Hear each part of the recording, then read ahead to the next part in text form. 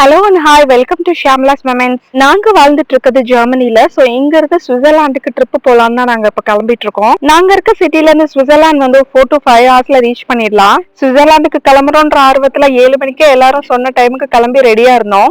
அது என்னமோ எங்க ட்ரிப் போனாலும் ஏதாச்சும் ஒண்ணு சொதப்புது. இந்த ட்ரிப்லயும் ஒண்ணு சொதப்பிடுச்சு. எல்லாரும் கிளம்பி ரெடியா கார்ல உட்காந்தா சீட் பெல்ட் போட முடியல. சீட் பெல்ட்டே இல்ல நடு சீட்டுக்கு.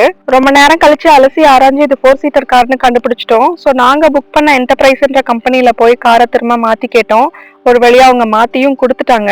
லோட் பண்ண திங்ஸ் எல்லாம் திரும்ப புது கார்ல லோட் பண்ணிட்டு 10:30 தான் கிளம்பி போனோம். போற வழியில இருக்க பிரிட்ஜ் மேல எல்லாம் இந்த மாதிரி செடி வளர்த்திருப்பாங்க. ஏன்னா அனிமல்ஸ் வந்து கிராஸ் பண்றதுக்காக இந்த மாதிரி அடர்த்தியா செடி வளர்க்குறாங்க.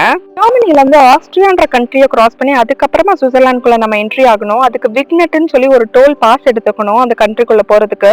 இந்த மாதிரி போற வழியிலேயே ஒரு சில பெட்ரோல் பங்க்ஸ்ல மட்டும் இந்த விக்னெட் கிடைக்கும். ஸோ அது எந்த பெட்ரோல் பங்க்ல நம்ம முன்னாடியே பார்த்துட்டு அதுக்கேற்ற மாதிரி போட்டுக்கணும். எல்லா பெட்ரோல் பங்க்லயும் விக்னெட் வந்து கிடைக்காது. நம்மளே பெட்ரோலை ஃபில் பண்ணிட்டு இதுல வர ரீடிங் அண்ட் நம்பரை பார்த்துட்டு நம்ம உள்ள போய் பே பண்ணணும். நம்ம ஜெர்மனில இருந்து சுவிட்சர்லாந்துக்குள்ள என்ட்ரி ஆகுறதுனால பார்டர் கண்ட்ரோல் இருப்பாங்க. ஸோ போலீஸ் அந்த பூத்லயே உட்காந்துருப்பாங்க. நம்மள ஸ்லோவா ஒரு 10 கிலோமீட்டர் ஸ்பீட்ல போக சொல்லுவாங்க. சம்டைம்ஸ் நம்மள நிறுத்தி கூட செக் பண்ணுவாங்க. நாங்க ஒரு வாட்டி பஸ்ல தான் கிராஸ் பண்ணோம் சுவிட்சர்லாந்து பார்டர். அப்ப பஸ்ஸுக்குள்ள எல்லாம் வந்து பாஸ்போர்ட் எல்லாரும் செக் பண்ணிட்டு தான் போனாங்க.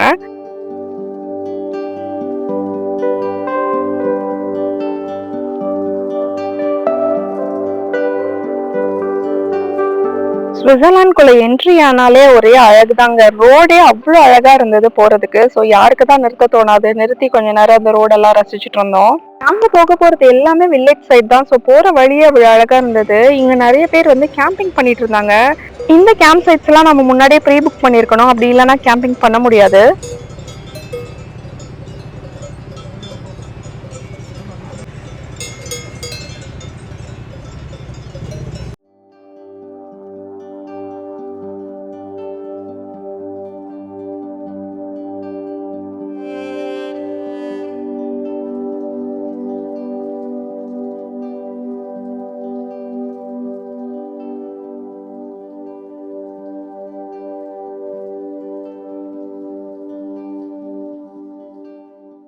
எங்களோட ஃபேவரட் டெஸ்டினேஷனான ஸ்ட்ராபி வாட்டர்ஃபாலை நாங்கள் ரீச் பண்ணிட்டோம்.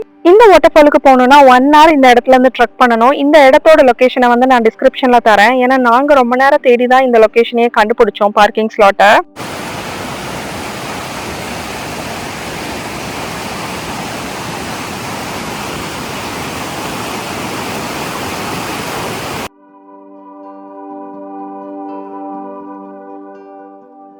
போற வழியே அவ்வளோ அழகா இருந்தது. இந்த மாதிரி குட்டி குட்டி வீடுங்களா இருந்தது. ஐ திங்க் இதை யாருமே யூஸ் பண்ணல. ரொம்ப முன்னாடி கட்டின வீடுங்க போல.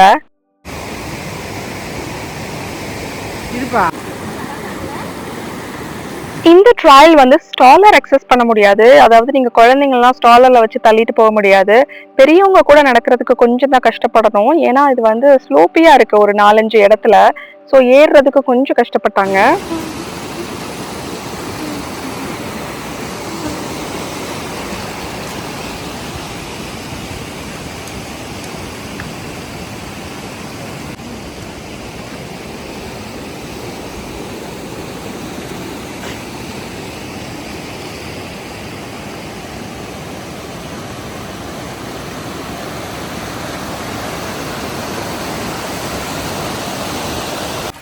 அங்க உள்ள தண்ணியை குடிச்சு பார்க்கணுமே, அவ்வளோ நல்லா இருந்துச்சு. அடிக்கிற வெயிலுக்கும் அதுக்கும் அந்த தண்ணி சில்லுன்னு ரொம்ப சூப்பரா இருந்தது.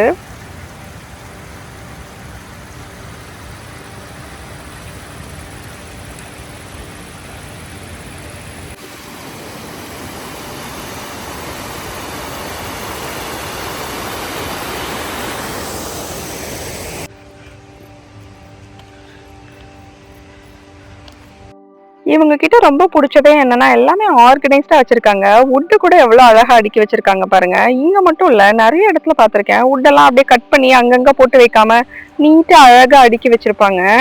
அதுவே பாக்குறதுக்கு ரொம்ப அழகா இருக்கும். வுட்டெல்லாம் அப்படியே அடுக்கி வைக்கிறது மட்டும் இல்லாம அதோட குட்டி குட்டி பொம்மைங்களும் வச்சிருந்தாங்க. அது இந்த இடம் இன்னும் அழகா இருந்துச்சு.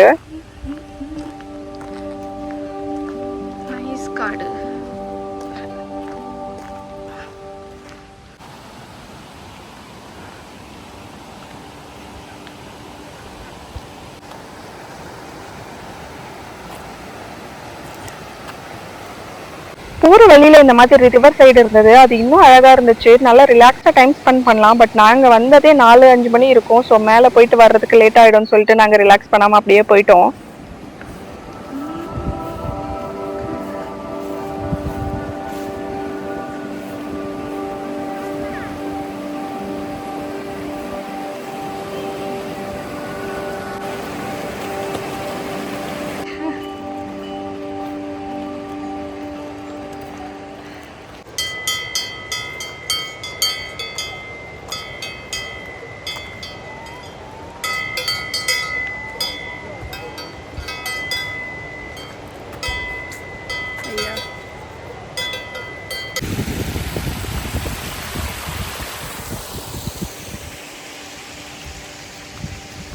Towards the end of the hike வந்து பார்த்தீங்கன்னா கொஞ்சம் ஸ்லோப்பியாக தான் இருந்தது. அது கொஞ்சம் ஏறுறதுக்கு உங்களுக்கு கஷ்டமாக இருந்தது. கொஞ்சம் ரெஸ்ட் எடுத்துட்டு இருந்தாங்க.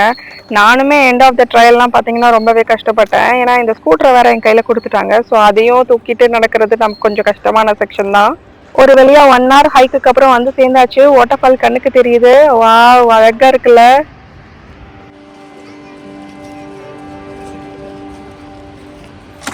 அந்த வாட்டர் ஃபால் இன்னும் கொஞ்சம் நடந்து போகணும் போல. அதுக்கு முன்னாடியே ஒரு ரெஸ்டாரண்ட் இருந்துச்சு. இந்த ரெஸ்டாரண்ட் வந்து ஒன்றும் இல்லை, ஒரு ஹோம் பேஸ்ட் ரெஸ்டாரண்ட் தான். சின்னதாக கேக் பண்ணி வித்துட்டு இருக்காங்க. பெருசா ஒன்றும் சாப்பிட்றதுக்கு இல்லை. கேக்கு, காஃபி, டீ அந்த மாதிரி ஐட்டம்ஸ் தான் இருந்தது. இங்க உள்ள கேக்கோட டேஸ்ட்டை சொல்லவே வேணாம். அவ்வளோ சூப்பரா இருந்தது. ஏன் அது அவ்வளோ டேஸ்டா இருக்குன்னு எனக்கு தெரியல. மேபி இங்க இருக்க பால்ல இருந்து வரதுனாலயா என்னன்னு தெரியல. அந்த மாதிரி ஒரு டேஸ்டியான கேக்கை நான் சாப்பிட்டதே இல்லை. I'm not a cake person. Still இங்க சாப்பிட்ட கேக் வந்து எனக்கு ரொம்ப பிடிச்சது. நான் மட்டுமே ஒரு கேக் சாப்பிட்டேன். இது ஒரு ஹோம் பேஸ்ட் ரெஸ்டாரண்ட். அதனால WC வந்து அவங்க வீட்டுக்குள்ளேயே வச்சிருந்தாங்க. நம்ம கேக் வாங்கணும் அப்படின்னா WCக்கு அலோவ் பண்றாங்க. அதாவது டாய்லெட்ஸை தான் WCன்னு சொல்றேன். இங்க எல்லாமே WCன்னு தான் சொல்லுவாங்க டாய்லெட்ஸை. இந்த இடம் அழகுன்னு அழகு, அவ்வளோ அழகு. ஒரு ஃபேரி டைல் லேண்ட் மாதிரி இருந்தது. நம்ம கனவுல எல்லாம் பார்த்திருப்பேன் இல்லையா, அந்த மாதிரி ஒரு லேண்ட் ஃபீலிங்ல தான் எனக்கு இருந்தது. அங்கிருந்து வர மனசே இல்லை. இது ஒரு அழகான மலை கிராமம். இங்க நம்ம ஏர்பிஎன்பி எடுத்து கூட ஸ்டே பண்ணலாம். பட் கார் எல்லாம் அலோவ் பண்ண மாட்டாங்க. அந்த ஊரோட கார் மட்டும் தான் அலோவ் பண்றாங்க. பப்ளிக்கோட கார் எல்லாம் அலோவ் பண்றது இல்ல.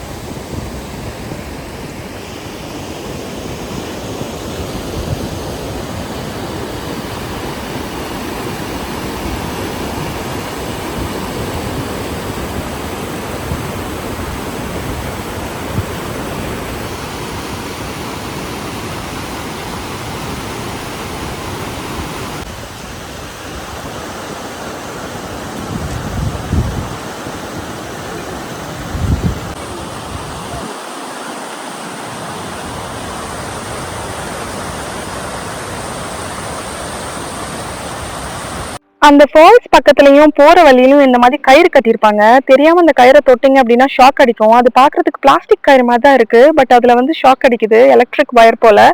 இங்க ஒரு ரெஸ்ட் ஏரியா இருந்துச்சு. அங்க ட்ரிங்கிங் வாட்டர் கூட இருந்தது. ரொம்ப நல்லாவே இருந்தது ட்ரிங்கிங் வாட்டர். இங்க ஒரு பழைய காலத்து பான் ஒண்ணு இருக்கு. அதாவது இந்த கயிறு வழியா மேல இந்த பான் வந்து அந்த மலைக்கு போகும் போல. பட் நாங்க போறப்ப அது அக்சசிபிளா இல்ல. ரொம்ப பழைய பான் அது.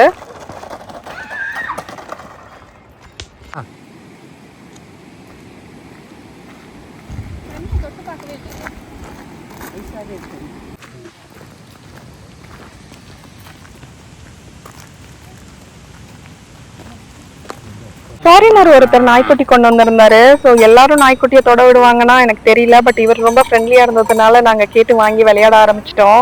ரொம்ப குட்டி நாய் அது. இந்த மாதிரி குட்டி குட்டியா வெரைட்டி ஆஃப் டாக்ஸ் வந்து இங்க பார்க்க முடியும். அவங்க எல்லாமே ட்ரிப்புக்கு கூட கூட்டு வருவாங்க நாய்க்குட்டி எல்லாம்.